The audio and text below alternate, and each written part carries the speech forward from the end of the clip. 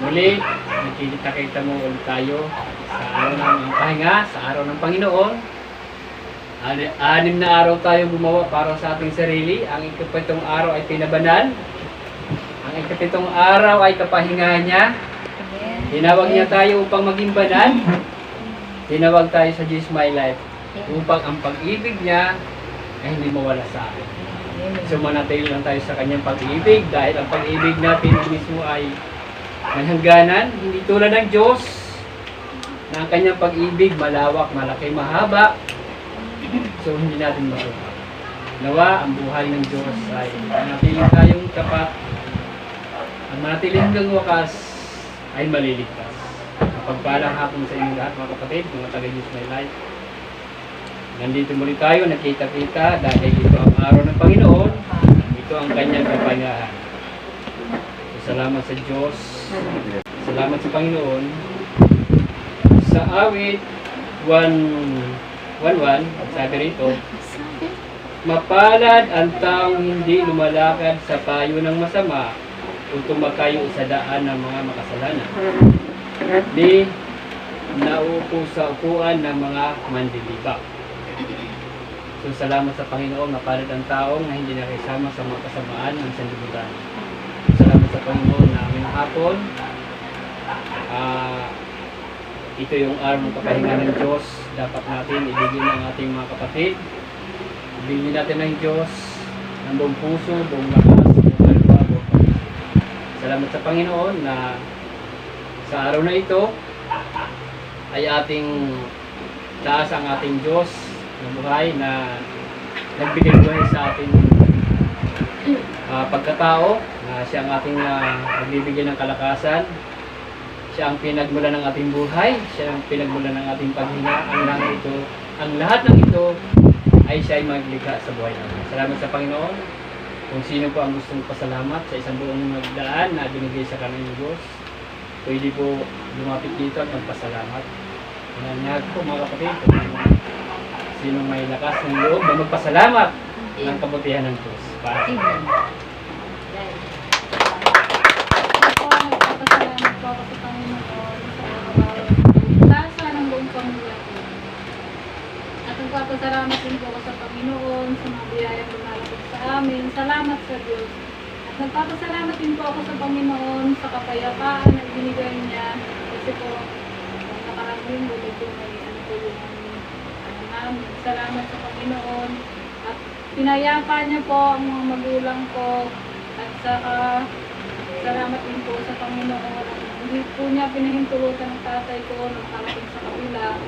Kasi nga po, sabi ni tatay, hindi na daw po siya sa araw na yun. Pinag-pray po talaga namin sa Diyos yun na nawa, payapain niya ang kalooban ng mga magulang namin. Kaya ayun po, salamat sa Diyos kasi po hindi po siya nakarating. Hindi na daw po siya ng araw na yun. Hindi po siya parang wala po siya sa sarili. Hindi po siya nakarating sa 6 day kasi po kung nakarating po siya doon. Hindi po namin alam kung ano nangyayari. Salamat sa Diyos sa kapayapaan. At saka sa buhay ng mga magulang ko, sa patuloy ng pag-iingat. Salamat sa Diyos. Nagpapasalamat din po ako sa kaligtasan ng buong pamilya ko, sa araw-araw na ginawa ng Diyos. Salamat sa Diyos sa kaligtasan nila. Salamat po sa Panginoon. Amen. Salamat sa Panginoon. Palakpakan po natin. Salamat po sa Panginoon. Sino po pa ang gusto magpasalamat?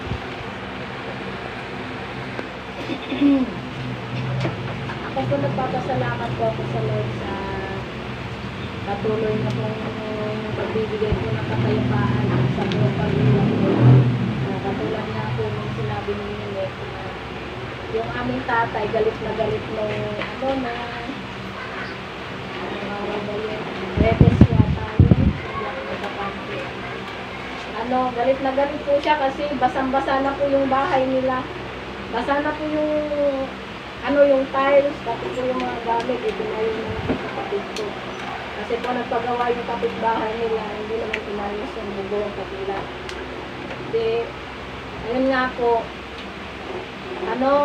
sabi ko nga po sa kanya, wala namang magagawa ang galit, sabi ko. Kapag inutusan nga tayo ng Panginoon na maging mahinahon tayo sabi ko. Amen. At dapat, sabi nga ng Diyos, magkaroon tayo ng pagtitigil sa sarili. Amen. Sabi ko, kaya sabi ko, walang magagawa ang galit mo. Pag pumunta ka doon, sabi ko sa kanya, baka mapaaway ka doon o yung anak mo. Sabi ko, hayaan mo na lang na ang anak mo na lang ang makipag-usap doon. Sabi ko, pumunta na yung nagpagawa. Kaya, ayun po, nagpapasalamat po ako sa Lord na sa panalangin po namin magkakapatid. Na tinubon po ng Diyos. Kasi, sabi nga niya, pupunta daw siya at aawayin niya. Pag-aanuhan niya daw. Sabi ko, wag na. Sabi ko, umayapa ka, uminaon ka. Sabi ko, para yung galit mo, mawala yan. Sabi ko. Tapos ayun, salamat po sa Lord kasi nagkaroon po ng katugunan ng panalangin namin na huwag nawa, pahintulutan ng Diyos na makarating po yung tatay namin. Salamat po sa Panginoon, saka sa pagdating po namin doon, nung Sabado po yata yun, na nag-usap kami, kahapon po yata yun, nag-usap kami patungkol sa Lord.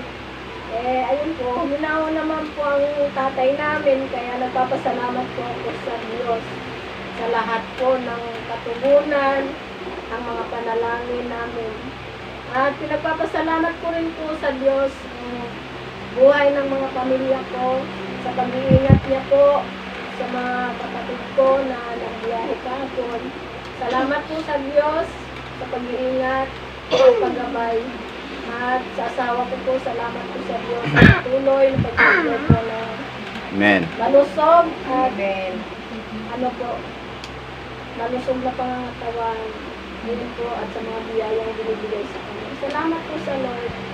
Yun lamang po sa kanya. So lumapit tayo sa Diyos, huwag tayong mawala ng pag-asa. Habang may buhay, may pag-asa. So sino po ang business? Salamat.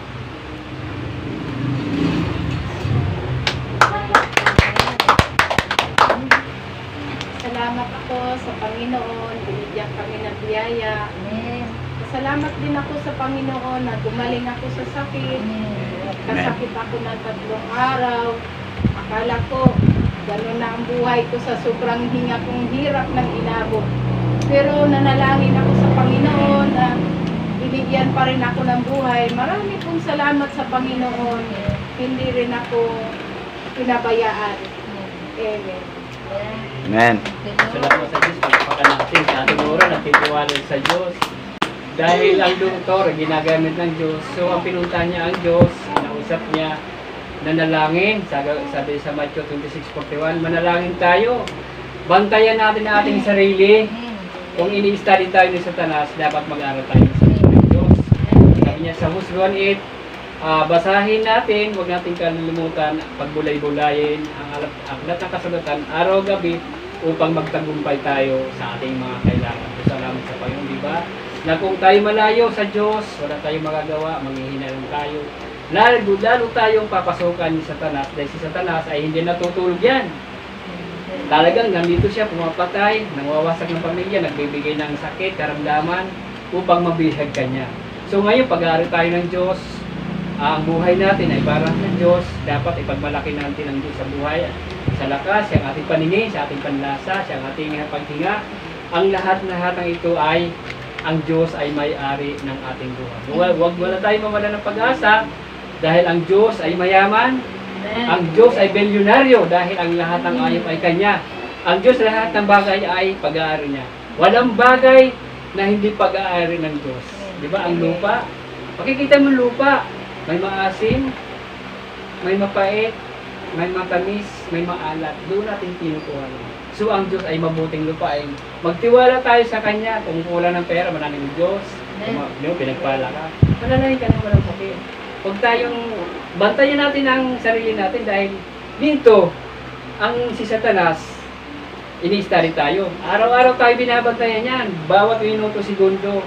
Huwag tayong pabadjing-badjing dahil ang buhay natin ay para lang tayo sa Diyos. Pag ito yung araw, tayo matakot mamatay dahil ang tunay natin tahanan ay nasa langit. Maraming silid, aircon pa.